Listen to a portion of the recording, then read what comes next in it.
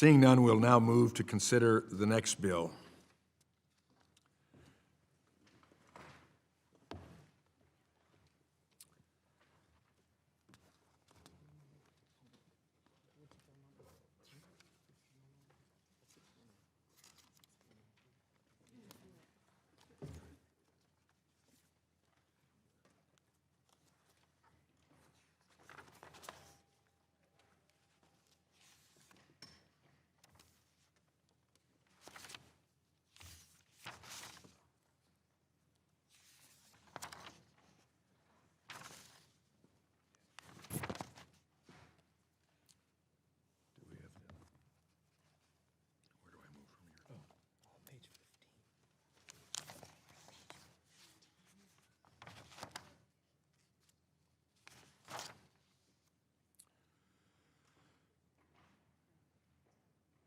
The committee will now proceed to consideration of Bill H.R. 649 for amendment. The bill was circulated in advance and printed copies are available. The clerk shall designate the bill. H.R. 649, a bill to amend the Richard B. Russell National School Lunch Act to allow schools that participate in the school lunch program under such act to serve whole milk. Without objection, the first reading of the bill is dispensed with. Without objection, the bill will be considered as read and open for amendment at any point, and any amendment offered shall be considered as read. Does anyone seek to be recognized? Mr. Thompson, for what purpose do you seek recognition?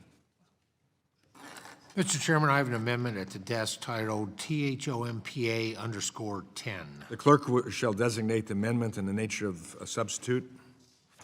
Amendment in the nature of a substitute to H.R. 649 offered by Mr. Thompson of Pennsylvania. Identifier THOMPA_010. Without objection, the amendment shall be considered original text for purposes of further amendment. The amendment in the nature of a substitute has already been distributed.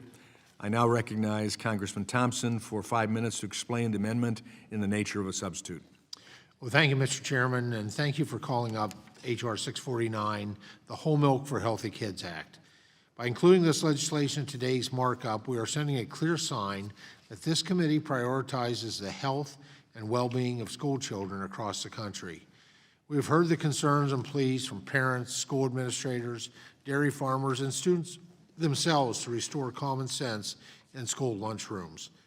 Put simply, the bill before us today allows schools participating in the National School Lunch Program to serve all varieties of milk, including whole milk. Milk is an essential building block for a well-rounded and balanced diet, offering 13 essential nutrients and numerous health benefits. However, out-of-touch federal regulations have imposed dietary restrictions on the types of milk students have access to in school meals. Students have been limited to fat-free or reduced-fat milk since it was regulated out of the cafeterias in 2012. Since then, we have seen students opt out of consuming milk altogether since they don't have access to a variety that they enjoy. According to the 2020 Dietary Guidelines Advisory Committee report, more than 2/3 of school-aged children fail to meet the recommended levels of dairy.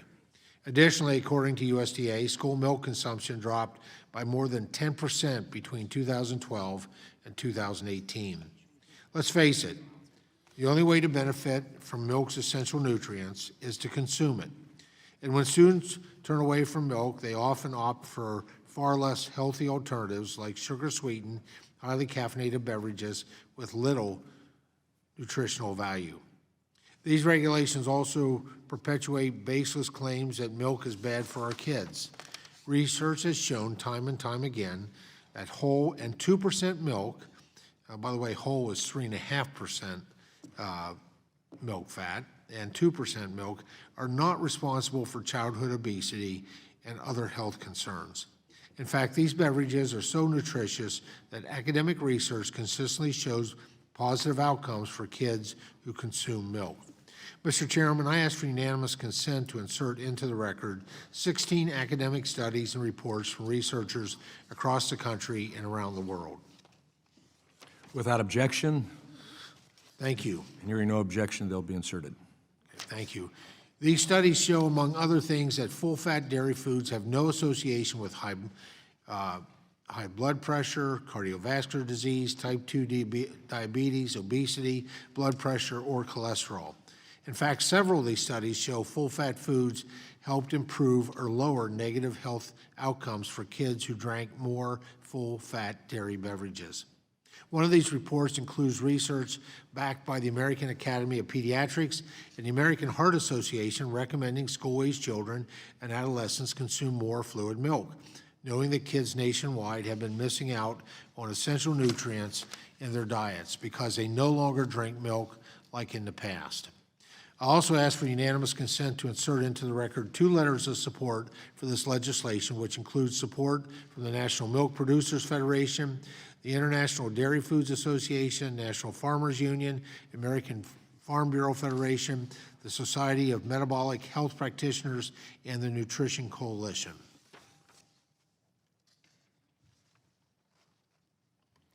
Without objection, they'll be inserted. Thank you. Finally, I want to make clear that this legislation in no way requires schools to serve or students to drink milk in the school lunchrooms. Rather, it simply gives schools the flexibility to serve milk options that fit their students' needs. In fact, based on bipartisan feedback from last Congress, we have strengthened a provision in the bill to make it easier for students with certain dietary restrictions to receive an alternative beverage appropriate for them. We need to follow real science, not political science. For our children to excel in the classroom and beyond, they must have access to more nutritious options, not fewer. Although there is more work to do for school meal nutrition, this change gives students access to a nutritional beverage they want and need. This substitute amendment provides minor technical changes to help ensure our children's food service workers have flexibility they need in serving students milk at lunch. Thank you to my co-lead on this legislation, Dr. Schreier, who I should note is herself a pediatrician and a great advocate for ensuring students are getting the nutrients they need at school. I'm proud to have 100 bipartisan co-sponsors supporting this legislation. I encourage all my colleagues to support this amendment in the nature of a substitute, as well as the underlying science-based common sense legislation. Thank you, Mr. Chairman, and I yield back. I thank the gentleman. Are there any members who wish to be recognized for further discussion on the amendment? I recognize the gentlelady from Oregon, Representative Bonamici. Thank you, Mr. Chairman. I move to strike the last word. I want to start by saying I certainly appreciate my friend and colleague, Representative Thompson, and the co-sponsor, Dr. Kim Schreier. I hope we can work together on many issues, but on this issue, I respectfully disagree. I do agree that dairy products play an important nutritional role in a well-balanced diet and support the intake of vitamins and minerals that are necessary for growth and development. Dairy products are some of the main sources of protein, potassium, calcium, vitamin D, and vitamin A for children and youth. But low-fat milk and fat-free milk, which are currently served during school meals, offer these nutrients without the added saturated fat, sodium, and cholesterol found in whole milk. Whole milk, in fact, contains significantly more saturated fat, cholesterol, and calories per serving than low-fat or fat-free milk, and in fact, whole milk is so high in saturated fat that its labels can't tout the health benefits of its other nutrients, which low-fat and fat-free milk can claim. School meals and beverages are required to be consistent with the dietary guidelines for Americans, which are evidence-based recommendations that set nutritional standards. And the dietary guidelines recommend that children consume nutrient-dense food and beverages that provide vitamins, minerals, and other nutrients for healthy development and bone mass accrual, including fat-free and low-fat dairy products.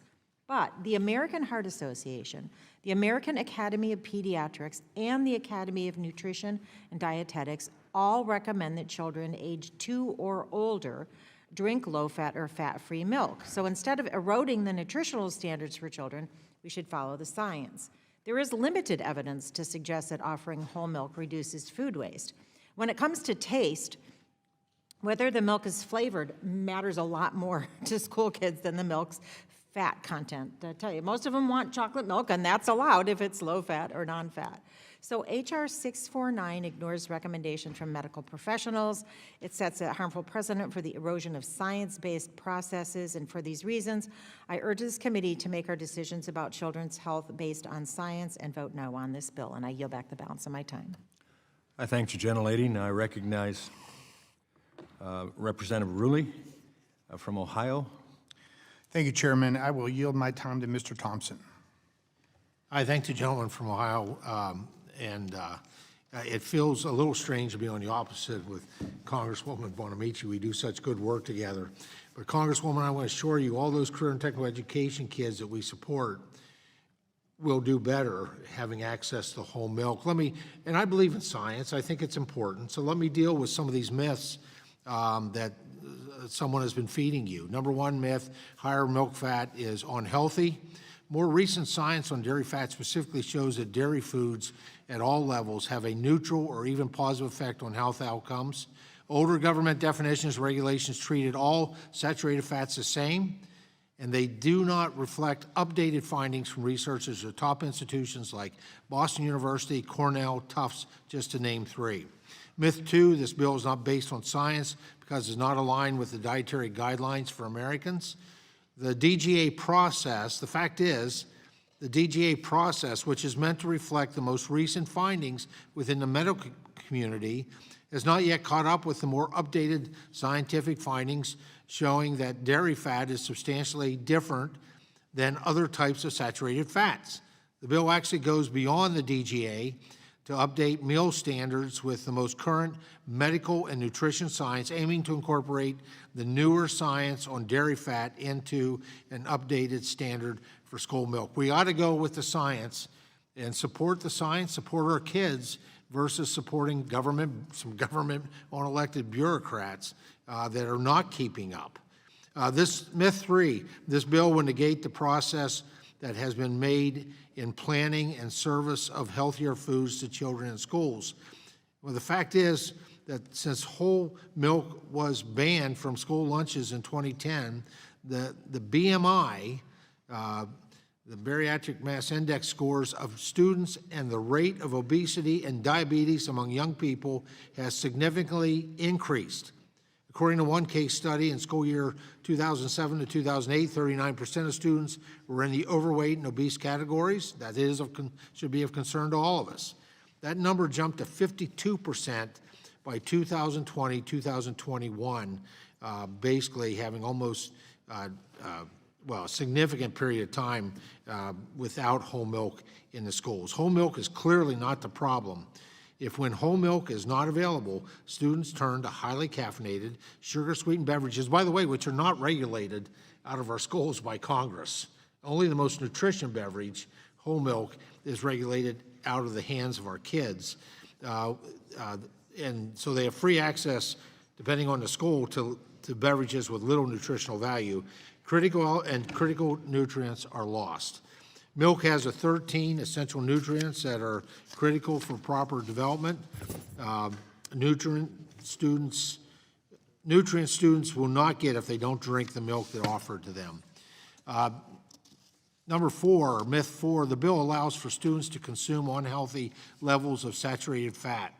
While the bill allows for higher consumption of dairy fat in school meals, the latest scientific and medical research indicates that this could benefit children. Several recent studies examining the effect of higher fat milk consumption found it was associated with lower childhood obesity. It's satisfying, so they don't go back for more, and concluded that dietary guidelines that recommended reduced fat milk versions might not lower the risk of childhood obesity.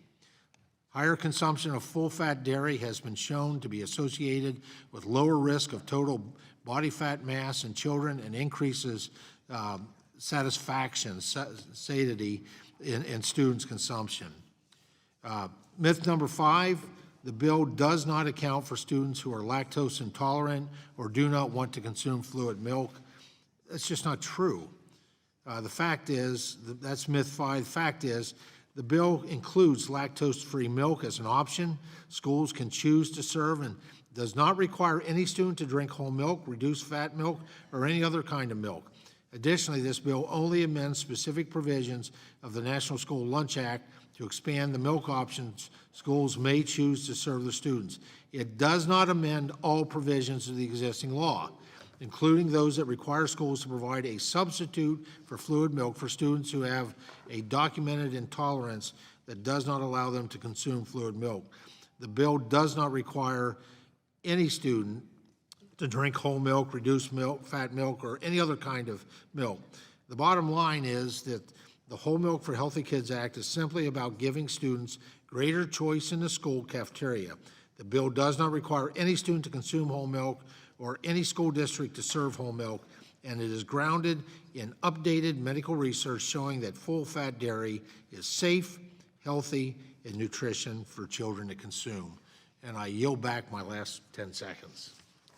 I yield my time back. I thank the gentleman from Ohio for yielding.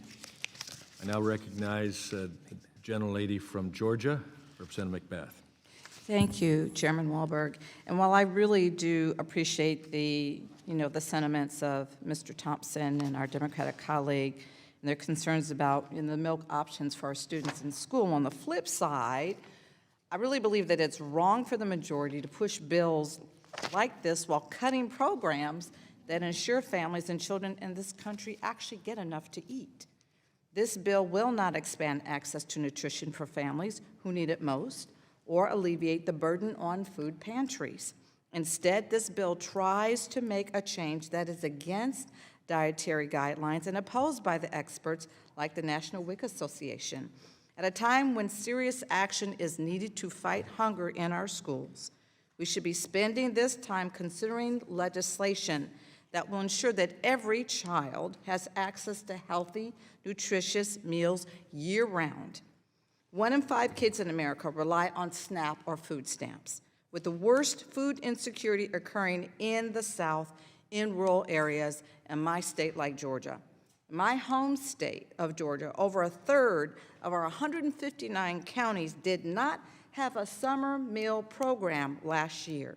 And on top of that, our governor, Governor Kemp, and others across the country are refusing to participate in the federal summer EBT program despite the overwhelming need for our children.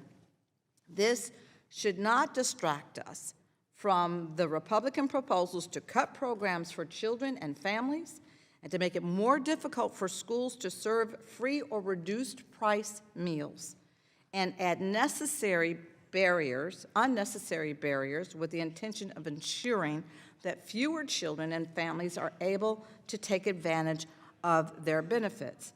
The real way that we fight hunger and keep children healthy is by expanding programs like SNAP and WIC, or making summer meals programs more accessible, but not by cutting them. There is no reason for any child in this country, the greatest country on earth, the most powerful country on earth, to go hungry during the summer program. And I'm going to get spiritual on you, since this is where we say we are one nation under God.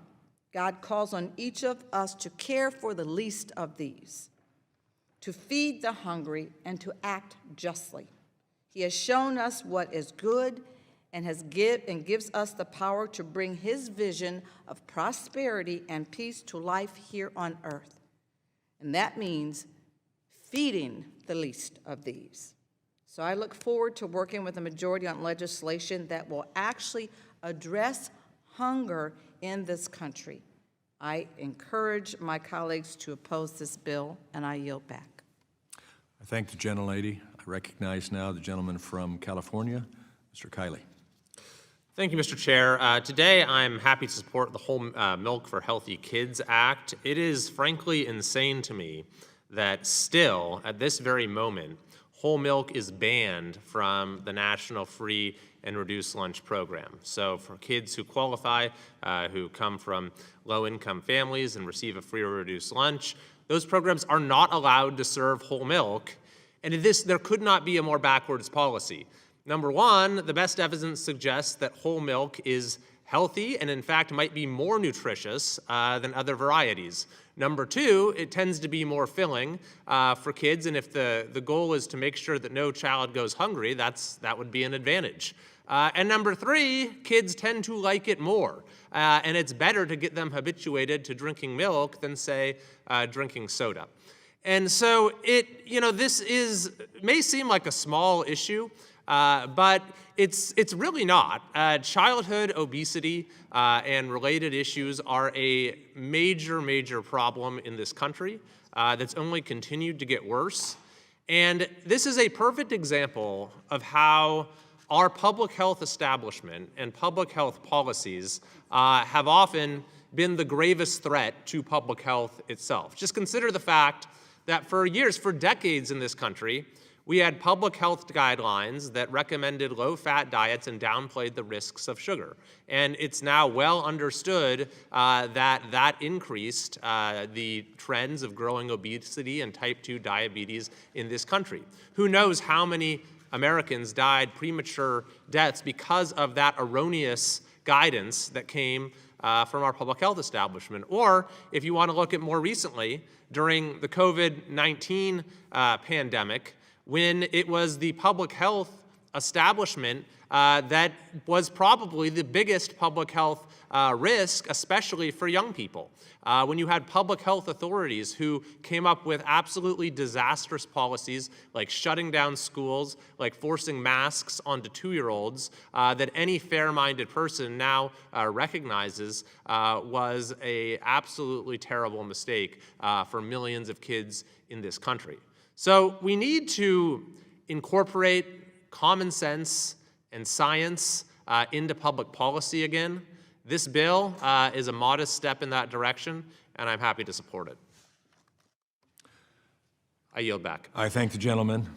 I now recognize the gentlelady from North Carolina, Representative Adams. Thank you, Mr. Chairman. I move to strike the last word. Look, I love milk. I grew up on it. But this bill, this isn't about what's best for kids. This is dairy mandering.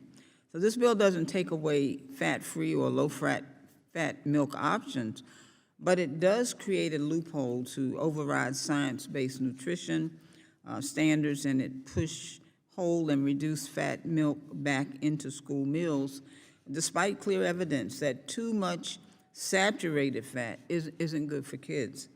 The dietary guidelines for Americans are clear. Fat-free and low-fat milk are the healthiest choices for kids over 2. Whole milk, well, it's packed with saturated fat.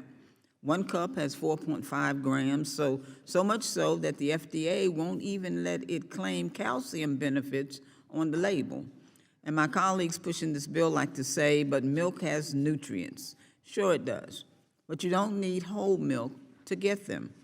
Calcium, you can get that from kale, broccoli, tofu, beans, and fortified orange juice.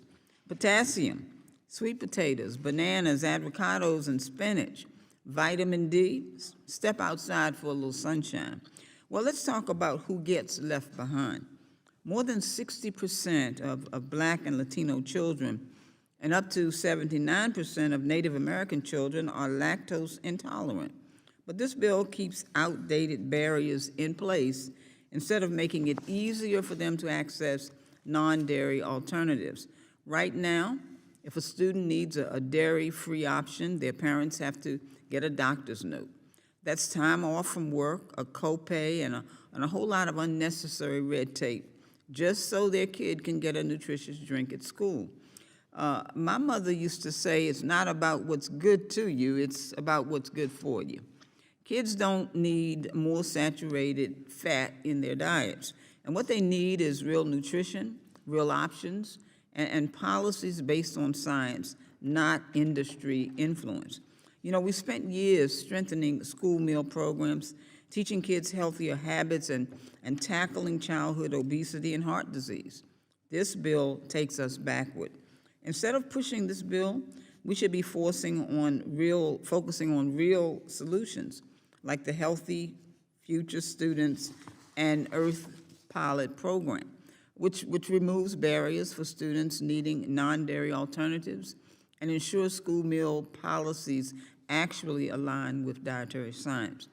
So meanwhile, here we are, almost a month into this new administration, and the last time I checked, eggs are still $8 a dozen.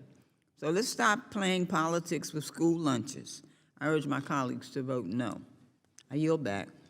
I thank the gentlelady. Now I recognize the gentleman from Guam, Mr. Moylan. Thank you, Mr. Chairman. I wish to yield my time to my colleague, Mr. Thompson. Mr. Thompson is recognized. Thank you, Chairman. I'm surprised we have so many science deniers on this committee on the other side of the aisle.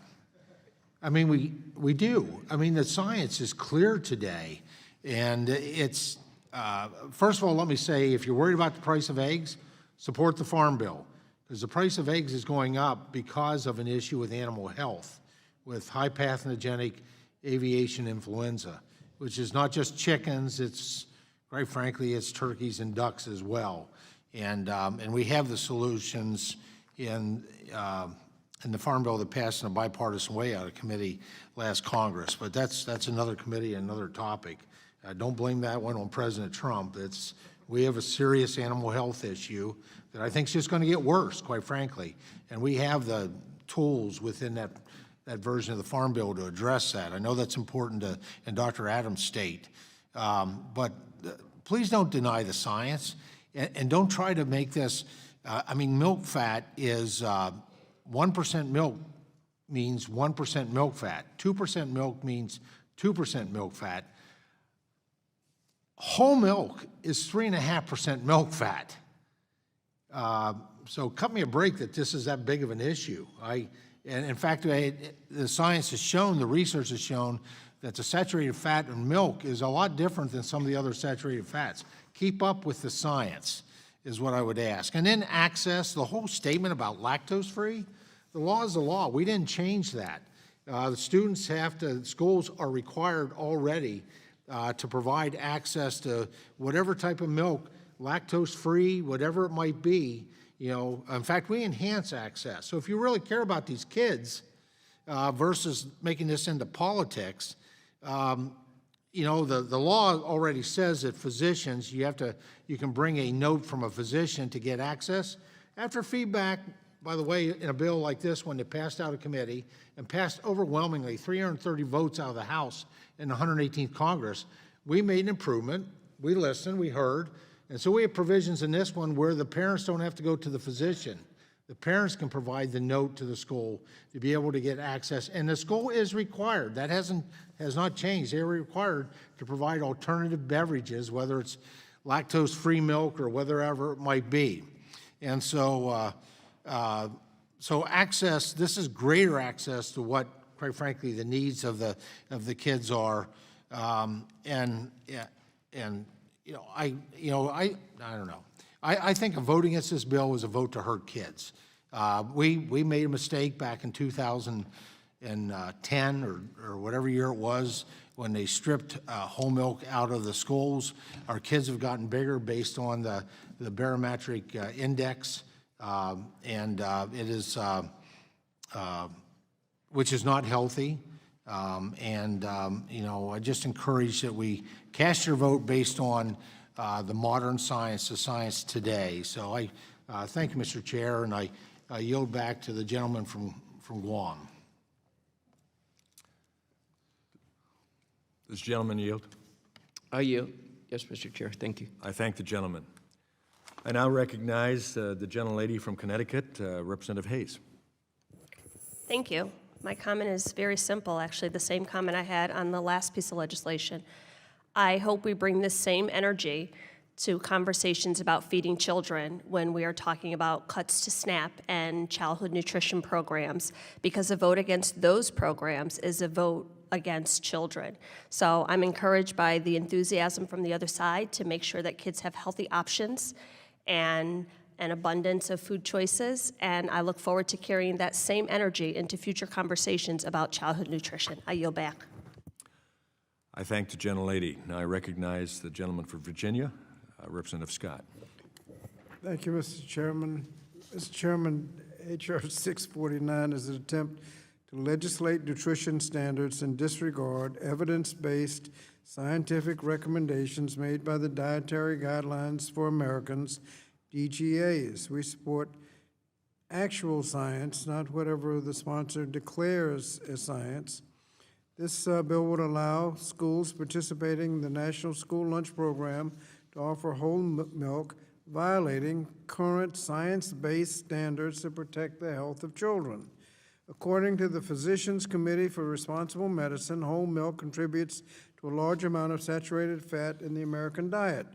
randomized controlled trials. That's science, the strongest type of scientific evidence, have shown that food high in saturated fat, including full-fat dairy, raises bad cholesterol, a known cause of heart disease.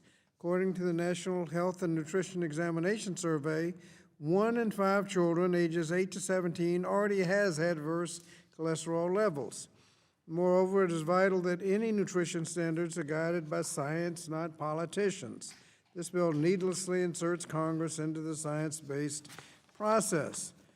Now, the gentleman from Pennsylvania has introduced letters from milk producers supporting his version of science, all of whom will benefit financially from the bill.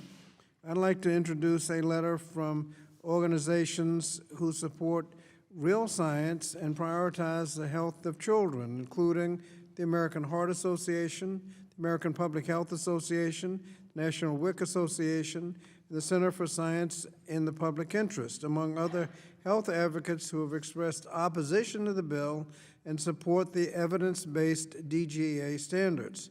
As unanimous consent to enter into the record the letter from over 25 organizations calling for Congress to put children's interests first and uphold science-based processes.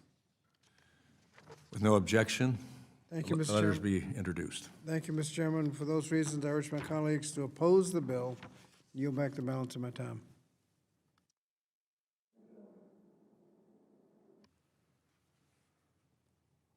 There being no further discussion on the amendment in the nature of a substitute, the committee will now move to consideration of amendments. Are there any members who would like to offer amendments?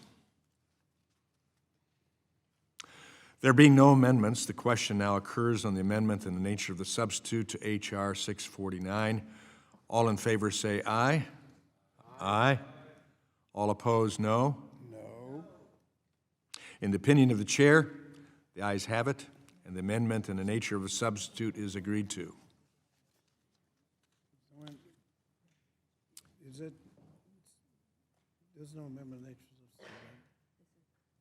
Was there amendment nature? We'll now move on to consider the next bill.